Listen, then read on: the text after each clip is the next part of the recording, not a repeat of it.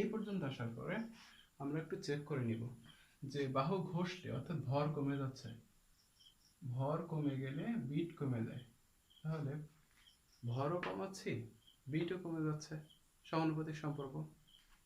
তো সমানুপাতিক সম্পর্ক হলে যে বাহুটার ভর ঘষা হলো সেটা হচ্ছে ছোট হবে বা ছোট কম্পাঙ্ক বিশিষ্ট হবে। তাহলে কার ভর ঘষা হলো? এ এর ভর ঘষা হলো। এখন এ এর মানটা তাহলে কি হবে? এ এর মানটা হবে হচ্ছে ছোট। তাহলে আমরা যেহেতু এ এর মানটা ছোট জেনে গেলাম, তাহলে আমরা কিন্তু এখানে সহজে লিখতে পারি যে F A is less than F B. আসসালামু আলাইকুম আরহামতুল্লাহ। Robi 10 minute school science club কর্তৃক আয়োজিত ডিজিটাল ইন্টারেক্টিভ বুক ক্যাম্পেইনের আজকের এই লাইভ ক্লাসটিতে সবাইকে স্বাগত জানাচ্ছি। আজকে আমাদের আলোচনার বিষয় বিটের ব্যবহার। আজকে যে টপিকটা নিয়ে মূলত আমরা আলোচনা করব সেটা হচ্ছে বিটের সাহায্যে কিভাবে একটা অজানা সুষমাকার কম্পাঙ্ক নির্ণয় করা যায়। তো আমরা জানি বিট স্বরকম্প বা অধিকম্প নামেও পরিচিত। তো বিট সংখ্যা নির্ণয়ের জন্য যে ফর্মুলা সেটা হচ্ছে আমরা n দ্বারা হচ্ছে বিট বুঝাই। তো n সমান f1 ডিফারেন্স f2।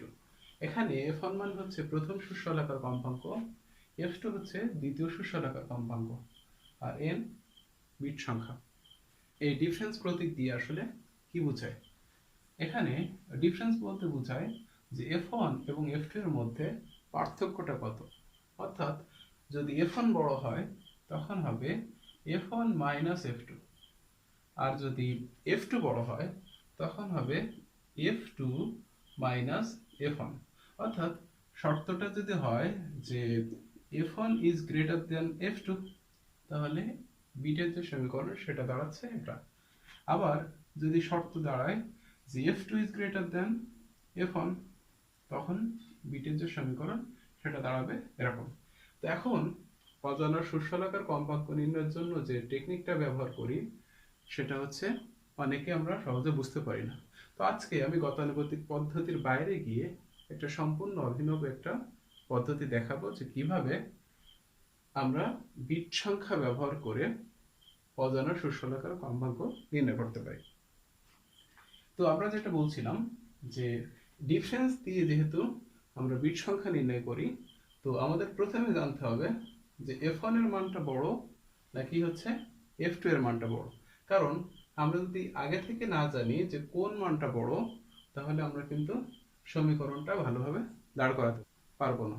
কেননা যদি হয় যে f1 এর মান 250 হার্টজ, f2 এর মান 255 হার্টজ, তাহলে বিট সংখ্যা দাঁড়াচ্ছে হচ্ছে 5 হার্টজ।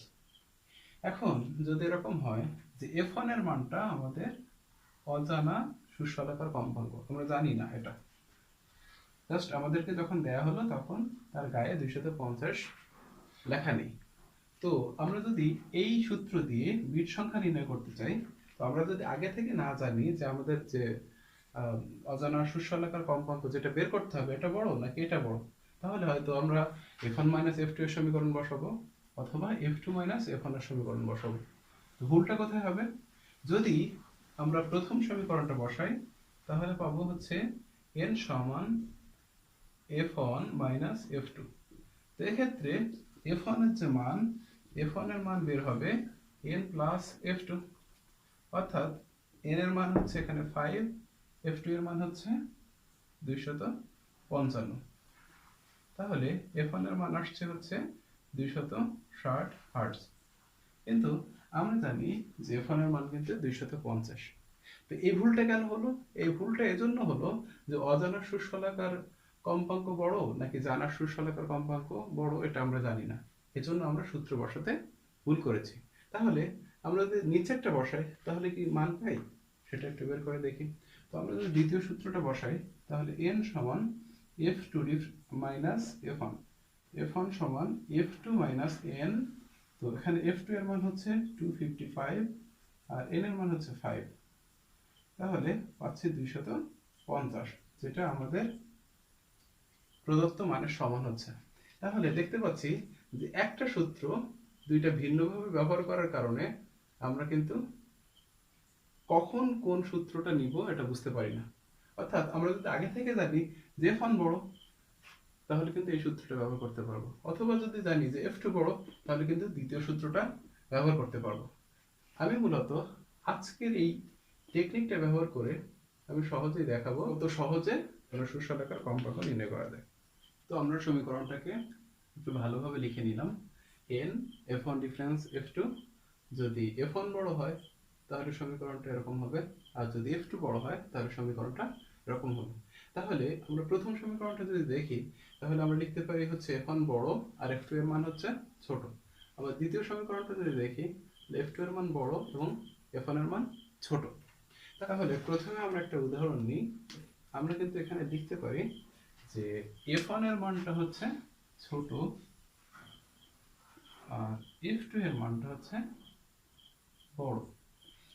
ছোট কম্পাঙ্কের বৈশিষ্ট্য যদি আমরা লিখি, তাহলে দেখা যাচ্ছে যে ছোট কম্পাঙ্কের বৈশিষ্ট্য থেকে আমরা দেখতে পাচ্ছি যদি f1 এর মানটা কমানো হয়, অর্থাৎ ছোট কম্পাঙ্কের মান যদি কমানো হয়, অর্থাৎ 255 থেকে কম কত হতে পারে, সাপোজ 250। তাহলে আমাদের কম্পাঙ্কের মান কমে যাওয়ার কারণে বিটের মানটা কি হবে, 260 মাইনাস 250, অর্থাৎ 10টা বিট হবে। তাহলে দেখতে পাচ্ছি যে ছোট কম্পাঙ্কের মান যদি কমানো হয় তাহলে বিট সংখ্যা বেড়ে যায়, বিট বেড়ে যায়। আবার যদি ছোট কম্পাঙ্কের মানটা হচ্ছে আমরা একটু বাড়িয়ে দিই, ওই মানটা বাড়ালে 255 জায়গায় কত লিখতে পারি, 257 লিখতে পারি। তাহলে 257 লেখার কারণে আমরা লিখতে পাচ্ছি 257 আর 260 এর যে পার্থক্য সেটা কিন্তু 3 হয়। তার মানে যদি ছোট কম্পাঙ্কের মান বাড়ানো হয় তাহলে কি হচ্ছে,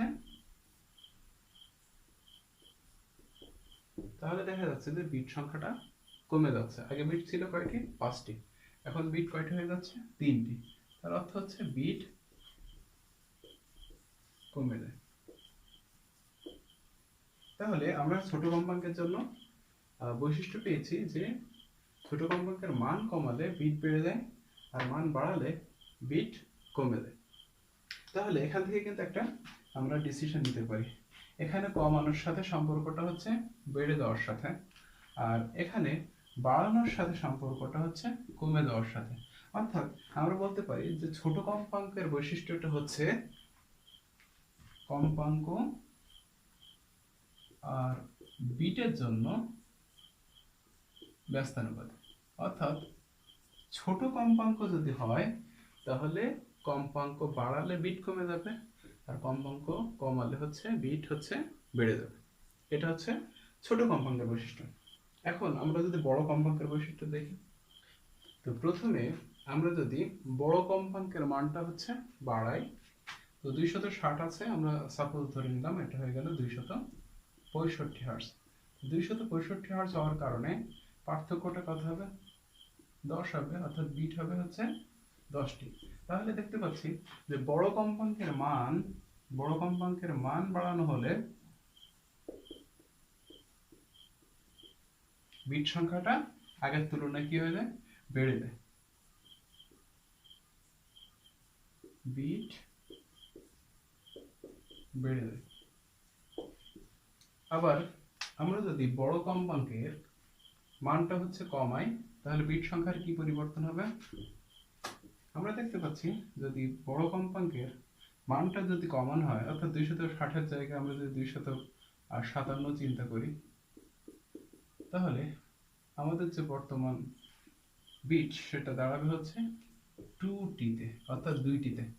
তো আমরা দেখতে পাচ্ছি যে বিট সংখ্যা কিন্তু কমে যাচ্ছে। অর্থাৎ আমরা যদি বড় কম্পাঙ্কের মানটা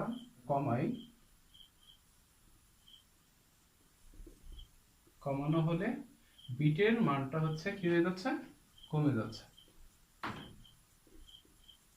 তো আমরা এই যে সম্পর্ক, এই সম্পর্ক থেকে দেখতে পাচ্ছি যে কম্পাঙ্কের মান বাড়ানো হলে বিট হচ্ছে বেড়ে যাচ্ছে, আবার যদি কম্পাঙ্কের মান কমানো হয় তাহলে বিট কিন্তু কমে যাচ্ছে।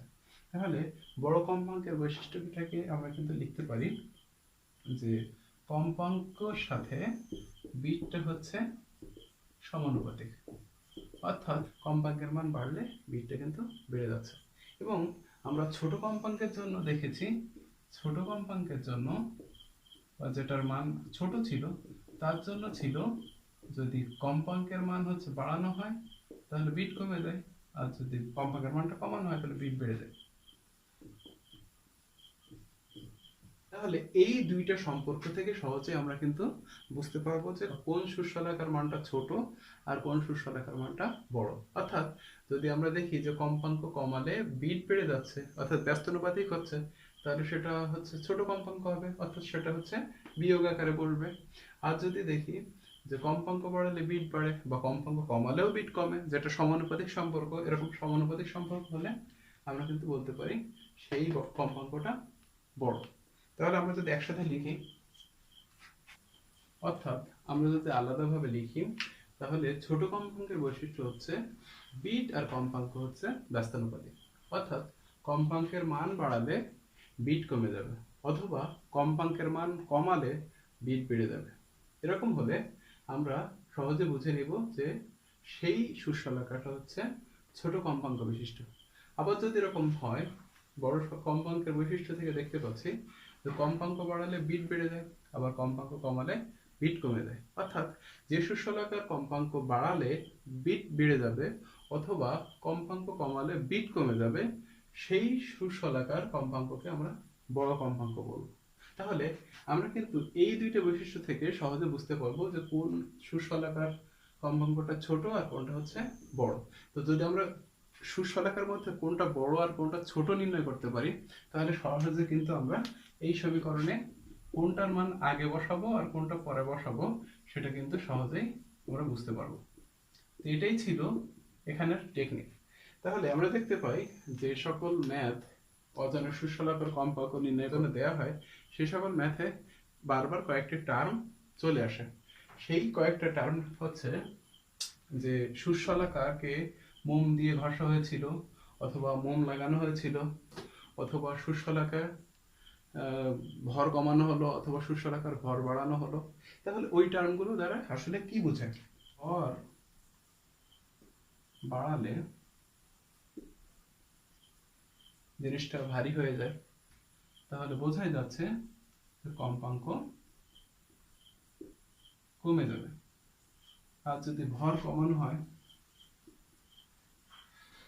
তাহলে জিনিসটা হচ্ছে হালকা হয়ে যাবে, তখন কম্পাঙ্কটা বেড়ে যাবে। তাহলে আমরা কিন্তু সহজে বলতে পারি যে ভর যখন বাড়ে তখন কম্পাঙ্ক হচ্ছে কমে। আবার দেখা যাচ্ছে যে ভর যদি কমানো হয় তাহলে কম্পাঙ্ক বেড়ে যাচ্ছে, যেটাও হচ্ছে ব্যস্তানুপাতিকের মতো একটা বৈশিষ্ট্য সম্পন্ন। তাহলে দেখতে পাচ্ছি যে কম্পাঙ্কের সাথে ভর ব্যস্তানুপাতিক। তাহলে কম্পাঙ্কের সাথে যদি ভর ব্যস্তানুপাতিক হয়, কম্পাঙ্ক যেহেতু নিচে আছে তো ভর থাকবে হচ্ছে লব আকারে, আবার কম্পাঙ্ক যেহেতু উপরে আছে ভর থাকবে হচ্ছে ভাগ আকারে। অর্থাৎ যদি কোনো সুস্বলাকার ভর বাড়ানো হলে বিট বেড়ে যায় অথবা ভর কমানো হলে বিট কমে যায়, অর্থাৎ সমানুপাতিক সম্পর্ক হয়, তাহলে সেটা ছোট কম্পাঙ্ক বিশিষ্ট সুস্বলাকার। আবার যদি কোনো সুস্বলাকার ভর বাড়ালে বিট কমে যায় অথবা ভর কমালে বিট বেড়ে যায়, অর্থাৎ ব্যস্তানুপাতিক সম্পর্ক হয়, তাহলে সেটা হচ্ছে বড় কম্পাঙ্ক বিশিষ্ট সুস্বলাকার। তাহলে এখানে একটু বলে নিই যে ভর বাড়ে কয় কারণে? ভর বাড়বে মোম লাগালে। মোম লাগালে, তো মোম লাগানোর কথাটা হচ্ছে অনেক সময় বলা হয় মোম দিয়ে ঘষা। তো আমরা জানি ঘষলে সাধারণত ভরটা কমার কথা, কিন্তু মোম দিয়ে ঘষলে কিন্তু ভরটা ওর গায়ে লেগে যায় বা ওই বস্তুটার ভর বেড়ে যায়। এখানে মোম লাগালে ভর বাড়ার কথা, মোম দিয়ে ঘষলেও কিন্তু ভর বাড়বে। এটা একটু ব্যতিক্রম, এটা একটু মাথায় রাখতে হবে। আবার ঘষলে কিন্তু ভর কমে যাবে, ঘষলে ভর কমে যাবে। তাহলে আজকের এই টেকনিকটার মূল উদ্দেশ্য ছিল যে আমরা দুইটা শস্যশলাকার মধ্যে কোনটার কম্পাঙ্ক ছোট এবং কোনটার কম্পাঙ্ক বড় এটা নির্ণয় করার মাধ্যমে আমরা সহজেই বিটের সমীকরণটা ঠিকঠাকভাবে বসাতে পারবো। আর ওটা যদি ঠিকঠাকভাবে বসাতে পারি তাহলে আমরা সহজে অজানা শস্যশলাকার কম্পাঙ্ক নির্ণয় করতে পারবো। তাহলে আমরা এখন একটা উদাহরণ দেখব। প্রথম শস্যশলাকার কম্পাঙ্ক হচ্ছে 200 হার্টজ এবং দ্বিতীয় শস্যশলাকার সাথে ওটাকে বাজালে বিট সংখ্যা হচ্ছে 5টি। তাহলে দ্বিতীয় শলাকাতে মোম লাগালে বিট বেড়ে যায়, দ্বিতীয় শস্যশলাকার কম্পাঙ্ক কত? তাহলে আমরা কিন্তু সহজেই বলতে পারবো না যে n সমান f1 f2 সমীকরণ লিখবো নাকি n সমান f2 f1 সমীকরণ লিখবো। তো আমরা যদি f1 এবং f2 এর মধ্যে কি বড় বা কি ছোট এটা জানি তাহলে কিন্তু আমরা সহজে সমীকরণটা সঠিকভাবে লিখতে পারবো। তাহলে আমরা যদি বৈশিষ্ট্যটা খেয়াল করি, মোম লাগানো হলে কি হবে? মোম লাগানো হলে ভর বেড়ে যাচ্ছে। এখানে কি বলা আছে? বিট হচ্ছে বেড়ে যাচ্ছে। তাহলে দেখতে পাচ্ছি ভর বেড়ে যাচ্ছে, বিটও বেড়ে যাচ্ছে, যেটা হচ্ছে সমানুপাতিক সম্পর্ক। তাহলে আমরা দেখতে পাচ্ছি ভরের সাথে বিটের সম্পর্কটা হচ্ছে সমানুপাতিক, অর্থাৎ সমানুপাতিক বৈশিষ্ট্য। তো সমানুপাতিক বৈশিষ্ট্য কে দিতে পারে?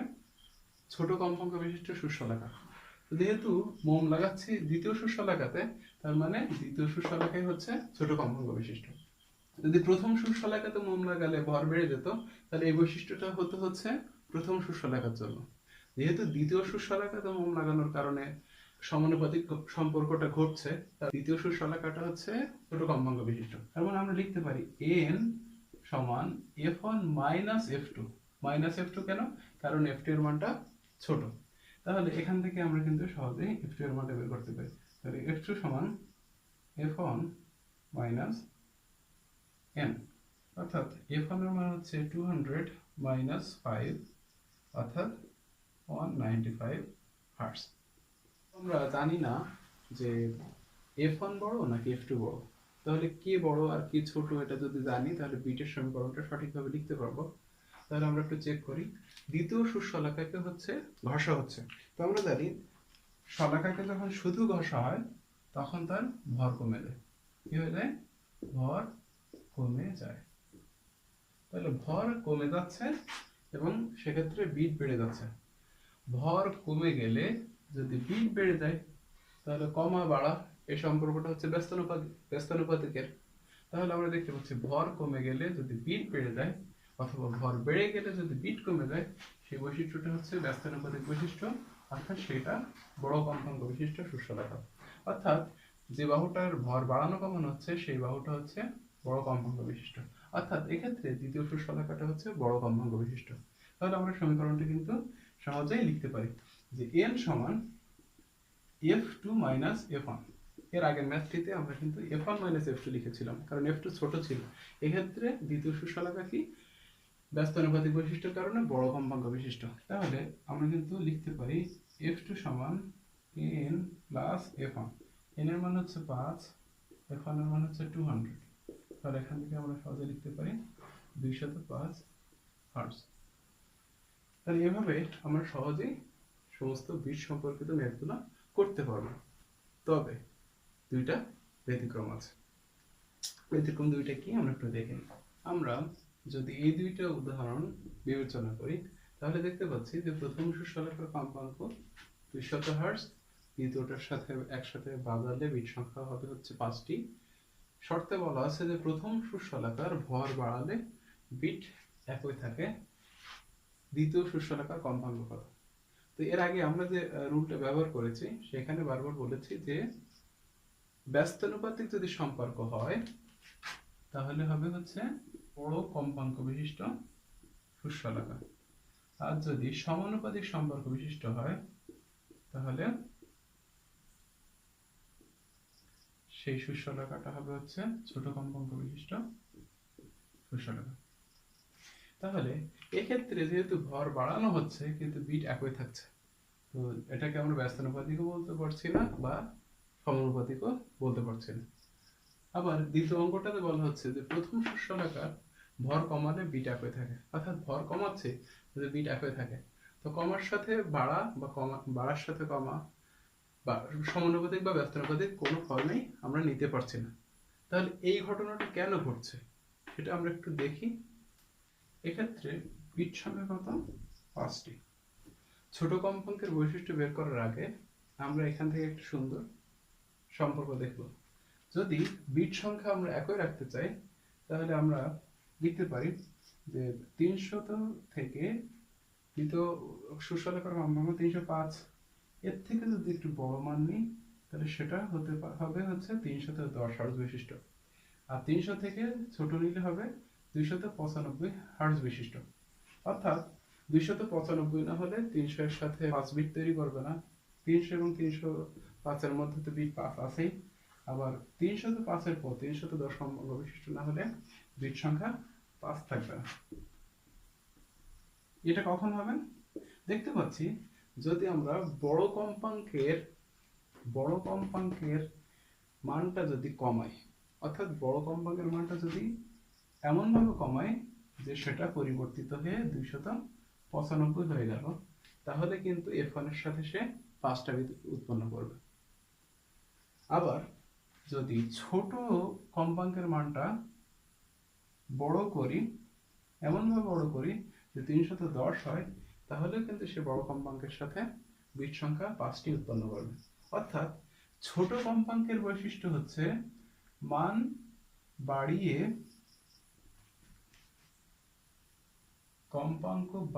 হচ্ছে বিট সংখ্যা ম্যাচ করে। আর বড় কম্পাঙ্কের সুষমালেখার বৈশিষ্ট্যটা কি?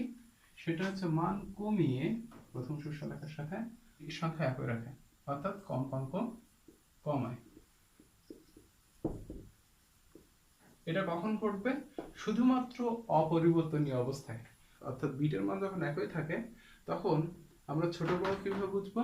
ছোট বুঝতে হলে দেখতে হবে যে কম্পাঙ্কটা বাড়ানো হলে সেই সুষমালেখাটা হচ্ছে ছোট, আর কম্পাঙ্কটা যদি কমানো হয় তাহলে সেই সুষমালেখাটা হচ্ছে বড়। আগের ম্যাথে আমরা দেখেছি যে কম্পাঙ্ক এবং ভর হচ্ছে ব্যস্তানুপাতিক। তো কম্পাঙ্ক কমায় অর্থাৎ হচ্ছে ভর বাড়ায়, আর কম্পাঙ্ক বাড়ায় মানে হচ্ছে ভর কমায়। অর্থাৎ আমরা এখান থেকে খুব ভালো একটা শর্ত পেয়ে যাচ্ছি, সেটা হচ্ছে যদি ভর বাড়ানোর মাধ্যমে বিট অপরিবর্তিত থাকে তাহলে ছোট কম্পাঙ্ক বিশিষ্ট সুষমালেখা, আর যদি ভর কমানোর মাধ্যমে বিট সংখ্যা অপরিবর্তনীয় থাকে তাহলে সেটা হচ্ছে বড়। সরি ফর দ্য ইন্টারাপশন, আবার নতুন করে লিখতে হয়েছে।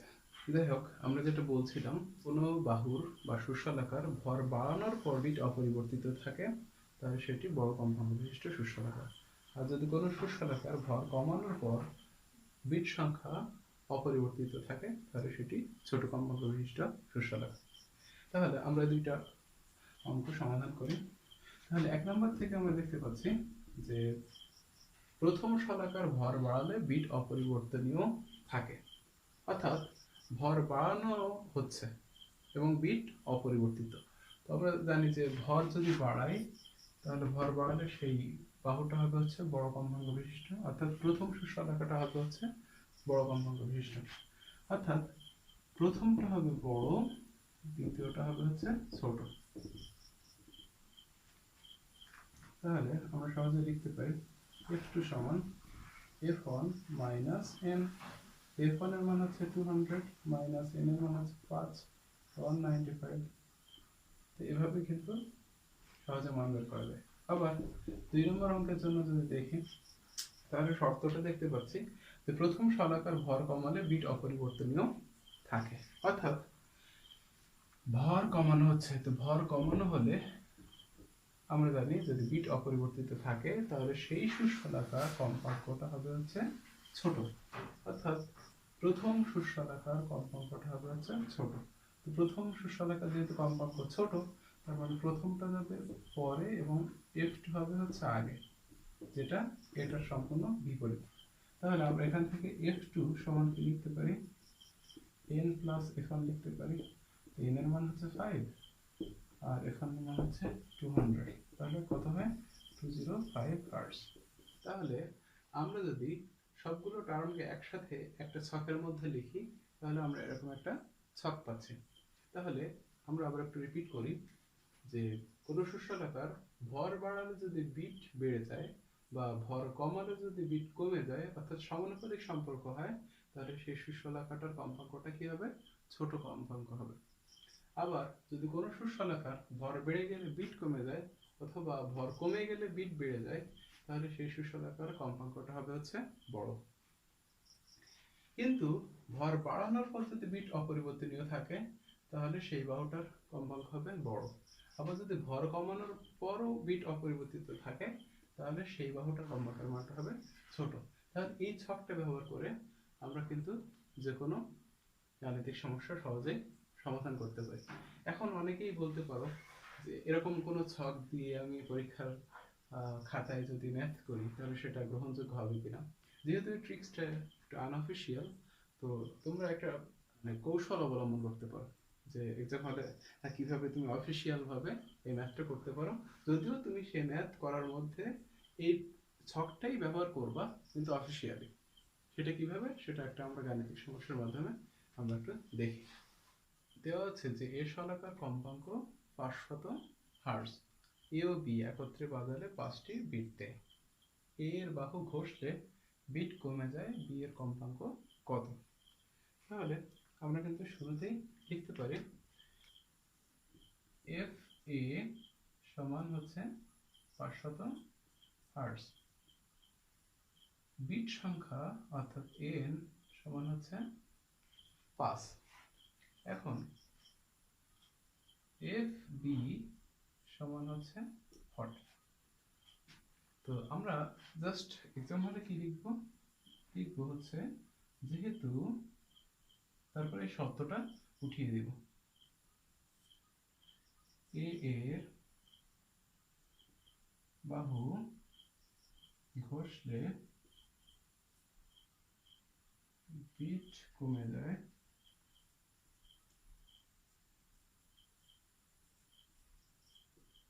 ফলে এই পর্যন্ত আসার পরে আমরা একটু চেক করে নিব যে বাহু ঘষলে অর্থাৎ ভর কমে যাচ্ছে, ভর কমে গেলে বিট কমে যায়, তাহলে ভরও কমাচ্ছি বিটও কমে যাচ্ছে, সমানুপাতিক সম্পর্ক। তো সমানুপাতিক সম্পর্ক হলে যে বাহুটার ভর ঘষা হলো সেটা হচ্ছে ছোট হবে বা ছোট কম্পাঙ্ক বিশিষ্ট হবে। তাহলে কার ভর ঘষা হলো, এ এর ভর ঘষা হলো। এখন এ এর মানটা তাহলে কি হবে, এ এর মানটা হবে হচ্ছে ছোট। তাহলে আমরা যেহেতু এ এর মানটা ছোট জেনে গেলাম, তাহলে আমরা কিন্তু এখানে সহজে লিখতে পারি যে F A is less than F B.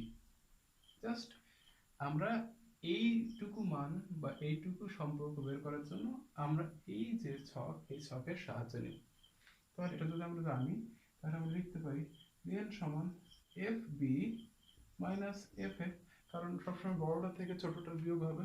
তাহলে এখান থেকে আমরা বি এর কম্পাঙ্ক বের করার জন্য এফ বি সমান এন প্লাস এফ এ লিখতে পারি। তাহলে এন এর মান 5, এফ এর মান হচ্ছে 500, অর্থাৎ 505 হার্টজ। তাহলে আমরা দেখতে পাচ্ছি যে সহজেই এই সুন্দর একটা ছকের মাধ্যমে আমরা যে কোনো সুষমালা বা অজরা সুষমালাকার কম্পাঙ্ক নির্ণয় বিশিষ্ট ম্যাথ সহজেই করতে পারবো। সবাইকে ধন্যবাদ।